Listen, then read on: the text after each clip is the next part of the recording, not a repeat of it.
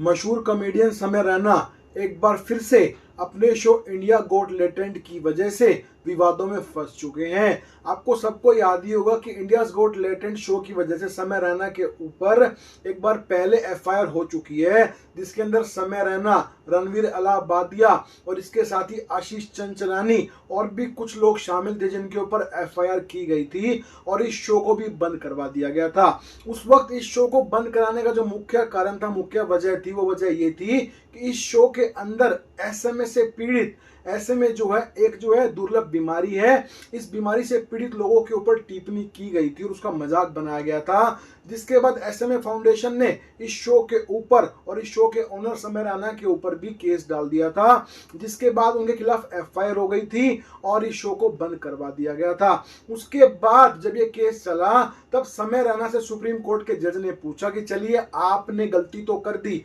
आपने एसएमए पीड़ित लोगों के खिलाफ मजाक बना दिया, सब कुछ कर दिया, बट अब आप हमें ये बताइए कि अब इसको आप ठीक कैसे करेंगे। तब समय रैना के वकील ने कोर्ट में थी दलील पेश करी थी कि हम अब जब आप ये केस को फारिग कर देंगे तो हम क्या करेंगे, एक जागरूकता अभियान चलाएंगे, एसएमए पीड़ित लोगों के लिए अलग से उनके लिए शो बनाएंगे, अलग से पैसे इकट्ठे करेंगे, डोनेशन इकट्ठी करेंगे और एसएमए पीड़ित लोगों की हेल्प करेंगे, उनसे मिलने जाएंगे, उनकी फाउंडेशन को सपोर्ट करेंगे। तो ये सब दलीलें दी समय रैना ने और जिसके बाद जो फिर सुप्रीम कोर्ट में जो मामला गया, उसके बाद इनको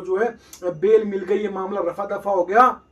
और एक बार फिर से समय रैना ने अपना शो इंडिया गोट लेटेंट 2 को शुरू कर दिया। यहां तक सबको पता है। इसके बाद अब क्या हुआ, जैसे ही एसएमए फाउंडेशन को यह पता लगा कि समय रैना ने फिर से शो को शुरू कर दिया इंडिया गोट लेटेंट 2 के नाम से, फिर से सुप्रीम कोर्ट के अंदर एक याचिका दर्ज कर दी गई और उसमें यह कहा गया कि समय रैना ने एक भी अपना किया हुआ वादा पूरा नहीं किया। इसके ऊपर संज्ञान लेते हुए सुप्रीम कोर्ट के सीजेआई सूर्यकांत जी ने क्लियरली बोला कि समय रैना वो कोर्ट को मूर्ख बनाने की कोशिश कर रहे हैं। उन्होंने बोला था कि हम जागरूकता अभियान चलाएंगे, फाउंडेशन बनाएंगे, पैसे इकट्ठे करेंगे और एसएमए से पीड़ित लोगों की मदद करेंगे। ये सब तो छोड़िए, वो एक बार भी एसएमए फाउंडेशन में जाके एसएमए से पीड़ित लोगों से ना मिले, ना फाउंडेशन के लोगों से मिले, ना कोई जागरूकता अभियान चलाया, कुछ भी नहीं किया। केवल केस से फारिग होने के लिए ये सब उन्होंने बोला था और अभी तक उन्होंने ऐसा कुछ भी नहीं किया। यहां तक कि उन्होंने एक बार फिर से अपना शो इंडिया गोट लेटेंट 2 फिर से शुरू कर दिया है और उसके अंदर वही सब चीजें हो रही हैं, वैसे ही सब फुहड़पन हो रहा है जैसे कि इंडिया गोट लेटेंट 1 में हो रहा था। तो ये टिप्पणी आई कोर्ट की तरफ से, जिसके बाद सुप्रीम कोर्ट के सीजेआई ने कड़ी आलोचना की इस चीज की और इसके ऊपर समय रैना को फटकार लगाई। साथ ही समय रैना नहीं, आशीष चंचलानी और एक दो नाम और हैं जिनके खिलाफ ये पूरा का पूरा केस याचिका चली, जिसके बाद सुप्रीम कोर्ट के जज ने समय रैना के ऊपर 10 लाख रुपए का जुर्माना लगाया था। आशीष चंचलानी पे 3 लाख का था और बाकी कुछ और जो कॉमेडियंस थे उनके ऊपर भी 3-3 लाख का जुर्माना था। जिसके बाद सुप्रीम कोर्ट के जज ने देखा कि सबके भाई 3-3 लाख के जुर्माने लगे हुए हैं जो भी कॉमेडियंस हैं, तो समय रैना का जो 10 लाख का जुर्माना था उसको भी कम कर दिया और वापस से वहां पे 3 लाख पे ले आए। अब ये कॉमेडियंस उस टिप्पणी देने वाले शो में शामिल थे, इन सब के ऊपर 3-3 लाख रुपए जुर्माना लगा दिया गया है और समय रैना के ऊपर कोर्ट ने, सुप्रीम कोर्ट के सीजेआई सूर्यकांत जी ने कड़ी उनके ऊपर कड़ी टिप्पणियां करी हैं, उनको कड़ा संदेश दिया। उनको बोला गया है कि जो आप है ना, अब दिए गए टाइम के अंदर अंदर ये 3 लाख रुपए जमा करा दीजिए, वरना आपके ऊपर कड़ी कार्रवाई की जाएगी। देखिए, इसमें एक मामला ये भी निकल के आता है, जो यूथ है वो यूथ ये भी कह रहा है कि ठीक है, इन्होंने गलत किया, एसएमए से पीड़ित लोग पहले ही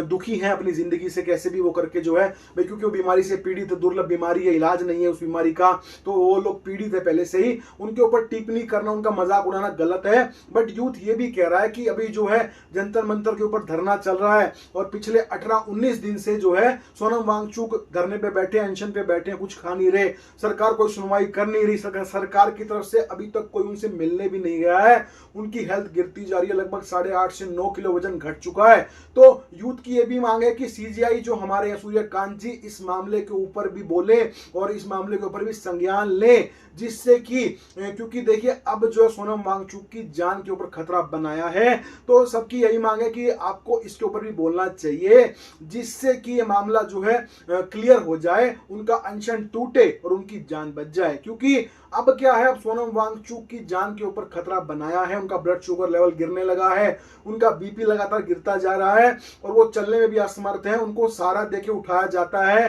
सहारा देके वो चल रहे हैं और काफी जो है परेशानी में है। और हैरान करने वाली बात ये है कि ये पूरा का पूरा जो परिकरण हो रहा है ना, जो प्रकरण है पूरा का पूरा, ऐसा ही सेम कांग्रेस में भी हुआ था। अन्ना हजारे ने भी अनशन किया था, पर कांग्रेस सरकार 12 दिन में ही जो है झुक गई थी और अन्ना हजारे की मांगों को मान लिया था, उनका अनशन तोड़वा दिया था। पर यहाँ पे सोनम वांगचुक को 19 दिन हो चुके हैं, पर अभी तक सरकार की तरफ से मांग मानना तो दूर की बात है, कोई बात करने तक नहीं गया है। तो इसके ऊपर भी आवाज उठ रही है कि सीजीआई सूर्यकांत जी ने बिल्कुल सही किया भाई, समय रैना के ऊपर फाइन लगाया, उन्होंने ऐसे में से पीड़ित लोगों का मजाक बनाया, वो गलत था, तो उनको उसकी सजा मिली, वो बिल्कुल सही है, करना चाहिए था। पर अभी जो देश के हालात हैं, नीट पेपर लीक हो रहा है, ठीक है जी, उसके बाद में एक व्यक्ति जो कि कोई छोटी मोटी हस्ती नहीं है, वो जो 3 इडियट्स मूवी के फुंगसुक वांगडू का रोल जो आमिर खान ने निभाया था, वो सोनम वांगचुक से ही प्रेरित था। तो सोनम वांगचुक पिछले